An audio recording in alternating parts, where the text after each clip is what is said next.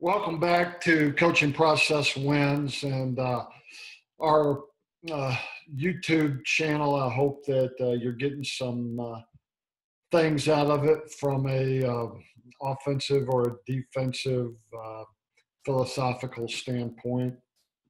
And I hope it's helping grow the game and hoping it's helping you grow your coaching game. Stay with me on this episode, because I think that from a historical perspective, offensive guys are going to greatly benefit from this, and defensive guys are going to greatly benefit from this. I think that guys that run the spread or have to defend the spread are going to greatly benefit from this. So stay with it. I've got some great historical film, and I've got some very current film. And it's just something I've been studying up on and want to share. I hope you can see this. I've got a bunch of old books, and, historically, the old saying, if we don't learn from history, we're doomed to repeat the same mistakes. I think the same can be said about football. And I also believe study your opponent. Football is a military game. You have to know who you're going up against. You have to know their strategies and tactics. Anyway, football, or championship football by 12 great coaches. And this copyrighted 1962. It was before I was born. And of course, you've got the late great Coach Bear Bryant. And I'm just going to keep referring to him as Coach Bryant, because that's what people in Alabama showing him respect, college. So we know who we're talking about, Bear Bryant, but I'm going to refer to him as Coach Bryant. But, they could have picked anything to talk to Coach Bryant in this book about, but, and you can't see this, but, what he decided to talk about in a copyrighted 1962 football book was defense, our kind of football. And what I'm going to really want to study today is going back and looking at a way that a defense forces the football. When you watch the Super Bowl and you watch the Patriots defense and talk of the Patriots defense, they always talk about they set the corner. They turn the outside plate in. That's where they start.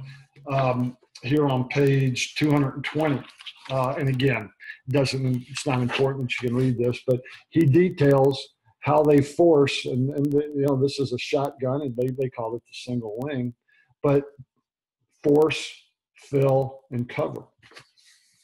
And that's sort of where I want to land on today, because I think spread guys can learn from it. RPO guys can learn from it. Something that I'll be talking about. I'm honored to help on a project, and I'll give more details about this later. But one of Coach Bryant's assistants in the 60s and 70s that sat in all his staff meetings, sat in all the player meetings, team meetings, took copious notes. And I just so happened to have nine different volumes of Coach Bryant in his own words. And we're going to develop something with this into a great, great project. And hopefully it's going to be out before Christmas here in 2017. But directly from a staff meeting in which Coach Bryant addressed the guys. This is a copied version of it, but I'm going to read right from one of the assistants, and I'll give you more details about this later, but it's cool from a historical fact. All you have done is tiptoe around our defense. There is no way to play defense without hitting somebody. You have to want to hit somebody. You have to want to tackle and to knock them loose from the ball. I look forward to talking more about that. So, this is Coach Bryant from the 60s, Coach Bryant from the 70s. all-time winningest, well, until he was recently beat, all-time winningest football coach in major college history. Skipping ahead, and you see me referring to uh, Coach of the Year manuals. I used to live on this as a young coach. Right there at the cover in 1993 is Coach Gene Stallings. And he took over for Coach Bryant. And, after Coach Bryant had retired, there were some lean years, a lean year to Alabama fans is a year when they don't win the championship. So, the national championship. So Coach Stallings in 1992 brought back a national championship to Alabama. But Coach Stallings in an article, and again, what's he talking about? He's talking about the Alabama defense. He talks about force.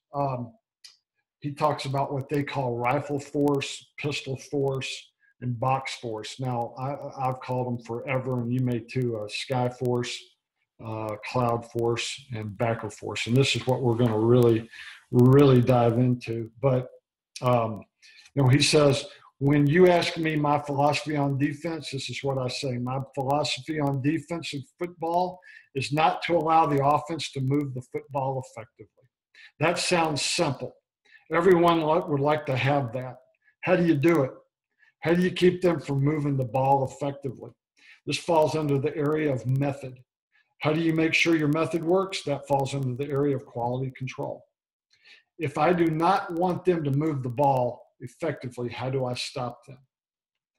And he goes into a great article and really discusses the whole central focus of developing a defense, understanding the defense, is to look at how they force. And this can be Coach Bryant in 1962 with one of the greatest defenses in all-time football. If you know anything about historical football and how that Alabama defense executed and played in the 1992 season under Coach Stallings and what they did to the University of Miami in the national championship game, or what they played in the Sugar Bowl in the 1993 Sugar Bowl game, and they led the nation in every defense. So that brings us to, and I'm going to show some clips on this. This brings us to modern times. What's the hallmark of today's Alabama football teams under Nick Saban? Defense. What do you have to do in defense? Stop the run. How is a defense set? Force. How is a Bill Belichick defense set? Force. Or stop the edge. Don't give them the wide run. Make them go back inside. Make them play the other way, So I want to really dive deep into this now with film. Hope you understand where I'm coming from, because I think from a student standpoint, knowing your opponent's standpoint, know what they're doing so you can execute an RPO, you can execute a spread. Know what they're doing to force. From a defensive standpoint, this is where it all starts. How do you coordinate your front with your secondary and then making that force call? So let's dive into some film from a historical standpoint, and then right here to modern day, looking at the offenses. Keep staying with us here on Coaching Process Wins. It's my hope that in this tape, going back to 1978, so this is Coach Bryant's defensive team in the 1978 Sugar Bowl against Ohio State. And we have a Twins at the top. What will come into the picture here is the strong safety. We got 21 personnel tight end here down to the bottom. And so the strong safety is walking up into the picture. So as Ohio State runs this counter option, we're going to get a sky force, just as what they call rifle with Coach Stallings that we've talked about. I call sky. We've got the corner back, and he's out of the picture. playing the pass coverage. We've got the outside linebacker as the fill or the cutback, along with the inside linebacker. Let's watch it. So the strong safety having to come up and defeat the block. And you're going to, now he gets blocked. He gets taken care of by the number one wide receiver. The cornerback, after reading that, probably should have read that crack or down block a little bit. Safety should have cracked the plays, but comes up and makes it pretty good. So again, to watch this one more time, and again, it's my hope that it'll show up. But you can see, and as the TV copy gets in closer, there's your cornerback. So they've declared the front, the coverage. They've declared the force call. And just by alignment, you can tell, and he's back there, probably sky or whatever they would call there in Coach Bryant's day. I'm going to prevent the pitch or the wide run. We've got cutback or fill. Cornerback has coverage and secondary support.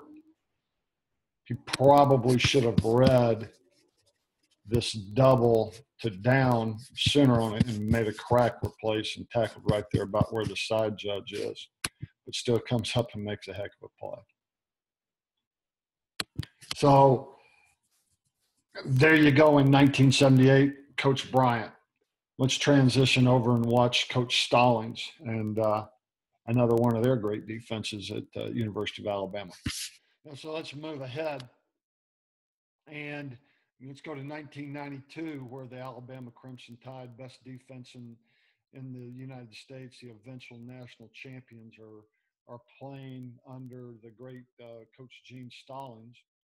And, they later on would go on to win the national championship. So what we have here is an unbalanced look. So we've got basically tight end over to the Twins, got the nub up here, 21 personnel.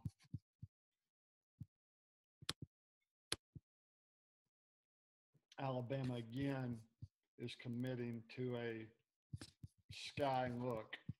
And again, as Coach Stallings said, they could give a sky and disguise and come down as a cloud, what they call pistol. They could disguise sky and have the backer come force in the box, but probably too far inside. So Mississippi State here is running some type of version of looks like a trap option. Sky support, beat the block, take away the end run. As the strong safety realizes there's a down the line at him, he's going to come up on the sky. Beat the block with leverage, turn it in, and you can't see it here in the screen, but the inside linebacker having the fill or the cutback. Bam. It falls over the top of it. And what we don't see here at the very end of the screen, the cornerback having the deep coverage and then coming in on the secondary support. And so let's watch it one more time. Jackie Sherrill walks the sideline. Just to watch it in its entirety.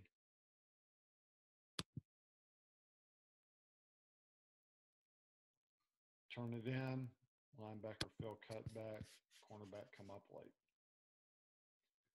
So those are two examples of 1978 and 1992. Now let's go to modern day. Let's look at just an overview real quick of when I talk about Sky Force. I use some of the terms that Coach Stallings talked about with his great defense in 1992. They called this rifle. But flow here to the strong side. Strong safety has got the force. Linebacker has the fill, and the cornerback has the coverage, secondary contain. That would be how they term sky force.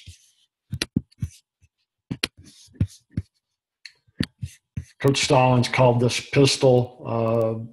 I call it cloud. Corner has support. And don't get carried away with it. Should it be rolled up, rolled back, down, up, high, low, anything like that. Just it's showing schematically who's responsible for what. So corner has the force, safety has the coverage, and then secondary support, and linebacker has the fill. Coach Stallings called it pistol. I call it, more universally cloud. Box or backer support. The linebacker is the support man setting the edge. Strong safety is fill. Corner, just as in sky, has coverage, and then late secondary support. Again, these three, sky, cloud, and backer, are all drawn up here to the strong side with down the line flow. Let's look at it to the one receiver or the weak side, if you will. Coach Stallings called it jet. I just, to the weak side, I call it sky. It may be better because if I had all 11 drawn up, if they're declaring sky here and sky here, there could be confusion. So, maybe these guys are sky, these guys are box. So it may be good to call them two different things. But anyway, Coach Stallings called this jet. You've got the safety. Again, don't get carried away with down, up, back. In terms of that, we're just drawing up schematically who's responsible for what. Safety has support and setting the edge. Linebacker is fill. Corner is late secondary. First coverage, late secondary. And the last one here, cloud. Coach Stallings called it fly. Corner has support. Safety's over the top for coverage, late. Secondary support, backer has fill. You could also play box or backer here to the one wide receiver also. I just don't have that drawn up. So these are, as we get into the modern day clips, just talking terminology, sky, cloud, box, or backer. So as you hear that, it makes the film a little bit more clear. Let's look at some modern day defense against a modern day offense and learn from it. Look at some clips of modern day, and it's getting a defense and the way it declares its force to stop in run or option is executed against modern day offenses, if you will.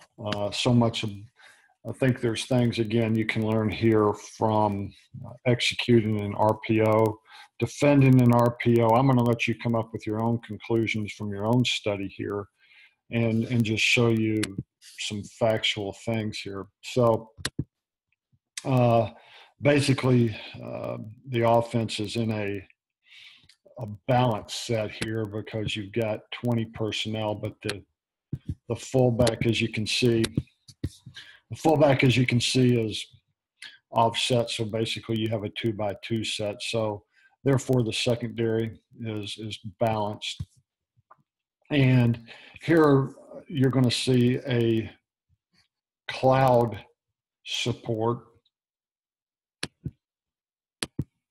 Corner recognizes, reads the crack, probably reading the two-man surface here and attacking with leverage to turn it in.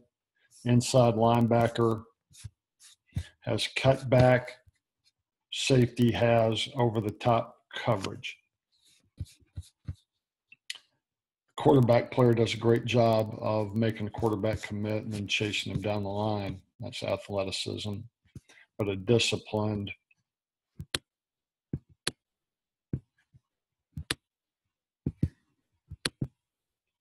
defense.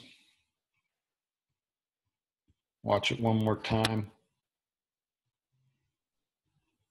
Good look at cloud support. Now the offense got him there, did a good job.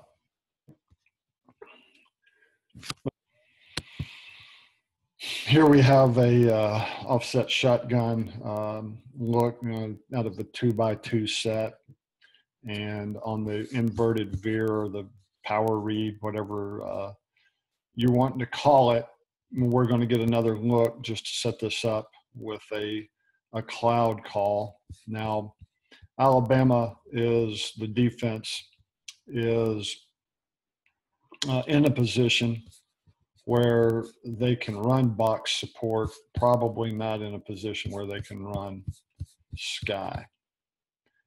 They're definitely, set for bear there to defend the pass and then react to the run.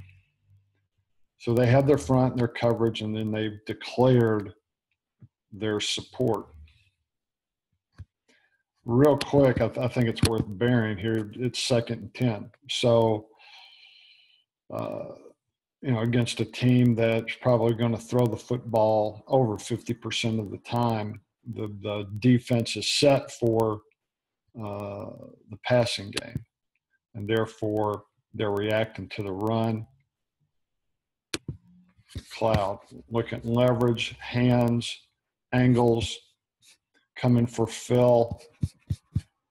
Let's look at it in its entirety first, just to get the feel for it. Then break it down. Great job of turning it inside. And number 5 there, using his hands and angles and bodies to work against the wide receiver there to make the ball turn in.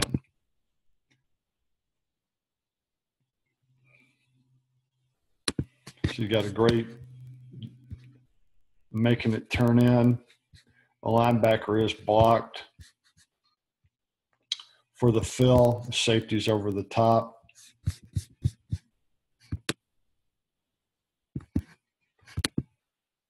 To say the least, it may be difficult to challenge the defense in an RPO situation here. Everybody's in disciplined position, force is set, plays made.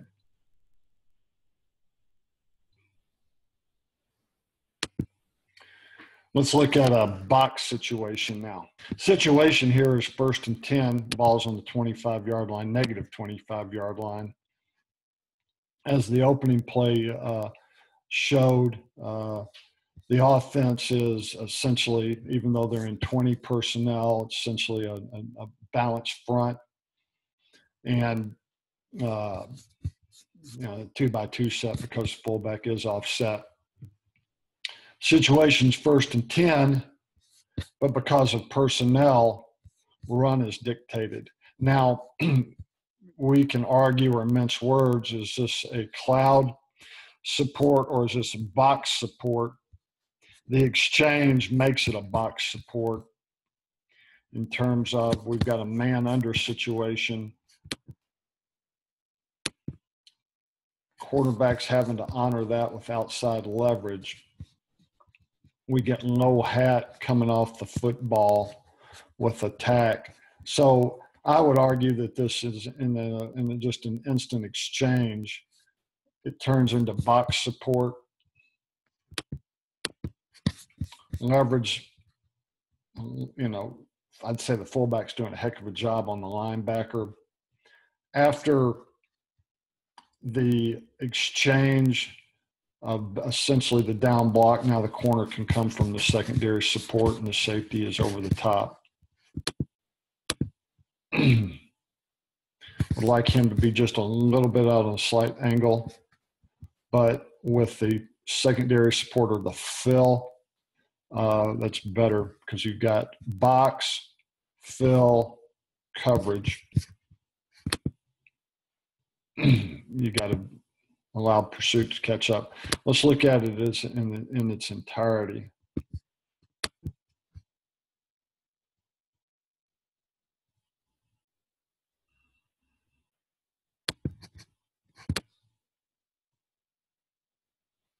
Speed option is a great football play, but the defense is in the right positions, playing the right support, and playing very sound. So basically here for this situation, and then we'll run the whole thing, we've got sort of a flip of a coin, 2nd and 5, second medium. I think ball's here on the negative 25-yard line. Back it up and let's look at it in its entirety first. Just setting the stage here. 2x2 set out of the gun. So it's balanced. Front and the coverage is balanced. Basically, Alabama's in some type of a 4-3 here. Linebackers are displaced to prevent the uncovered throw. And it's a good setup for, according to the formation, a box call or a backer force. Let's look at it.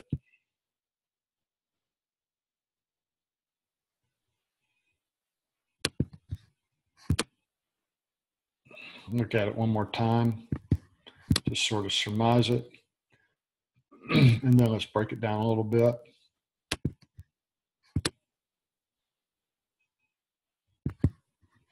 So with box call or backer force, I think this wide receiver does a great job, even though there is leverage. This player is disciplined and being square, allowing for a little bit of a timely hump, to let everybody else come. Coverage, force, fill. Again, I think the receiver does a great job with leverage, pinning the outside shoulder.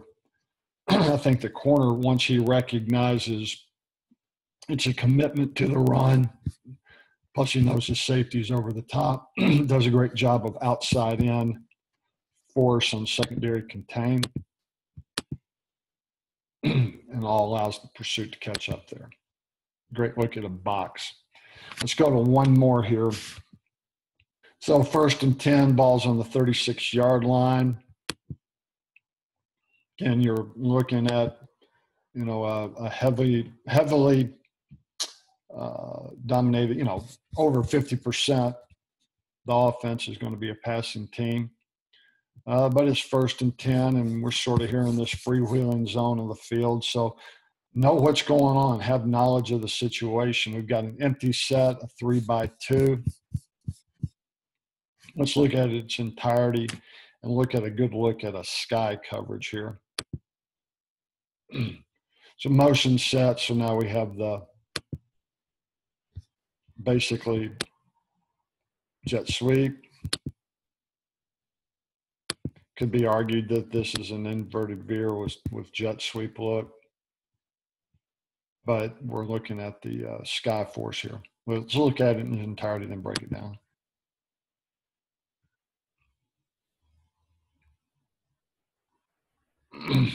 Offense got him good there.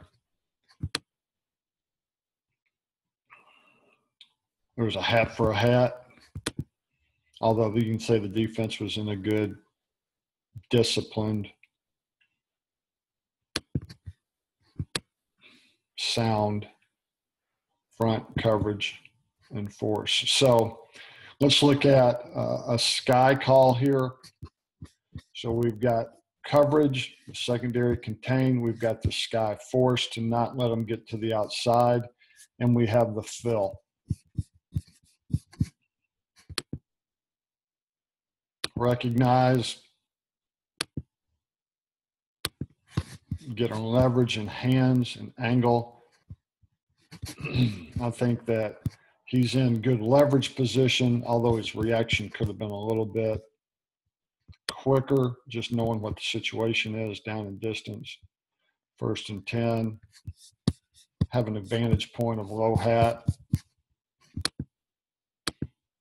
Ball is committed to being run. Good job of ripping and getting outside.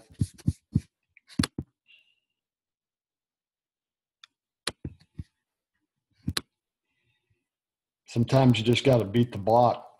Sometimes you got to make the block. Offense made the block, are in position, well executed. Defense is a little bit on their heels.